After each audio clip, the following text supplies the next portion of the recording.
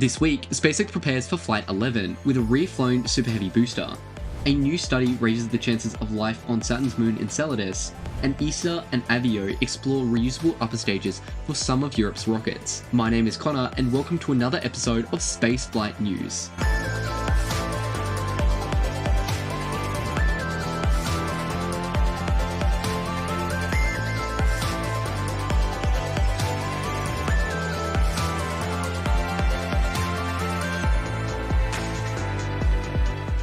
This week, SpaceX gave us a fresh look at the preparations for Flight 11, and the footage is nothing short of spectacular.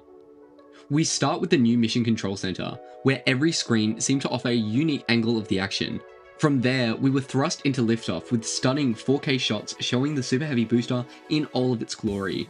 Watching it roar through Max Q and produce those shockwaves we all saw reminded us of just how enormous and powerful this rocket really is.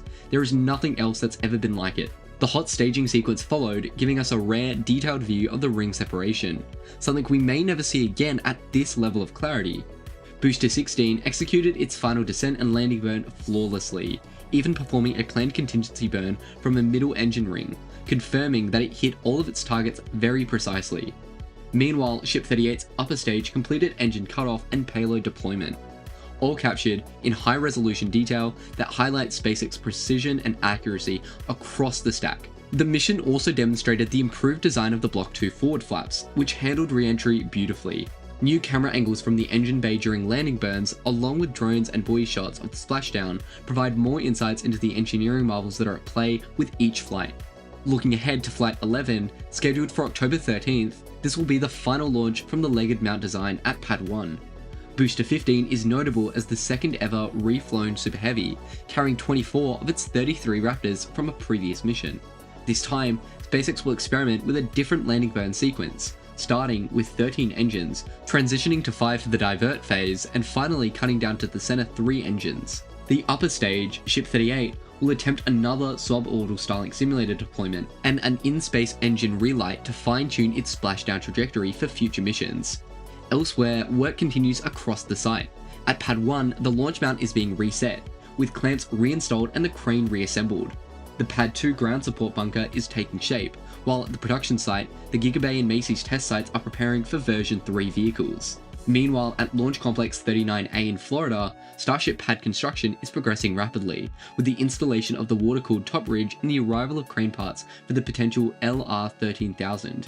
The fourth Starship launch tower is already 5 segments high, with part of the 6th segment already staged nearby completed with mounts for the ship quick disconnect arm. In short, Flight 11 is a showcase of iterative design improvements, operational experimentation, and preparation for a future where fully orbital starships return to the launch tower on a fully ongoing basis. SpaceX continues to push the envelope one mission at a time towards this audacious and inspiring goal. 2 of China's astronauts spent about 6 hours installing debris protection devices and inspecting their equipment, marking the 4th spacewalk for the Shenzhou 20 crew since their arrival in April. These EVAs not only demonstrate China's growing operational expertise in human flight, but also show a continued commitment to maintaining and upgrading their orbital infrastructure, a capability that strengthens their long-term presence in low Earth orbit.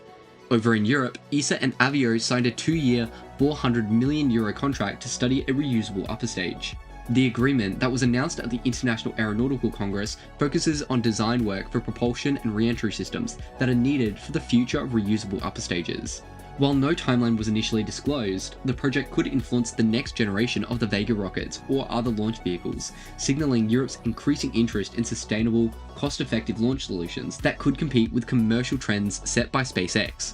Meanwhile, Firefly Aerospace faced a setback when the booster for its return to flight Alpha rocket was destroyed during ground tests in Texas. The company said the first stage experienced an event that resulted in the loss of the stage, with the video capturing the explosive failure. Thankfully, no injuries were reported, but this booster was slated for the Alpha's 7th launch, the first mission since the mission failure that occurred in April. While disappointing, such incidents are a reminder of the risks involved in developing small-lift rockets, and how it could influence Firefly's timeline and investors' confidence as they rebuild towards a reliable launch cadence. In planetary science, a new study has raised hopes that Saturn's moon Enceladus could actually host life. By reanalyzing Cassini's mission data, researchers found evidence of complex organic molecules in plumes from the icy moons, molecules that on Earth are associated with life. This suggests active chemistry is occurring in the moon's subsurface oceans, reinforcing Enceladus as a prime target for future missions seeking signs of habitability beyond Earth. Lockheed Martin is exploring new ways to use its Orion spacecraft, including offering its services beyond NASA. Announced at the International Aeronautical Congress, the company is working with BioAstra on the design for a deep space biomedical research mission. Lockheed is effectively studying how Orion could transition from a NASA-exclusive vehicle to a service module, which could open the door to private research missions in cislunar space and position the company for a long future of commercial deep space operations. Starlab Space also made a splash at the IAC, displaying a full-scale mock-up of its proposed space station module. Although only a fraction of its full height was shown, the 8-meter diameter model highlights the plan to manufacture modules in New Orleans and underscores a growing commercial market for orbital habitats. This venture represents one of the more tangible steps towards a privately operated orbital platform. On September 29th, China launched a Long March 2D rocket, carrying what is believed to be a pair of Earth observation satellites.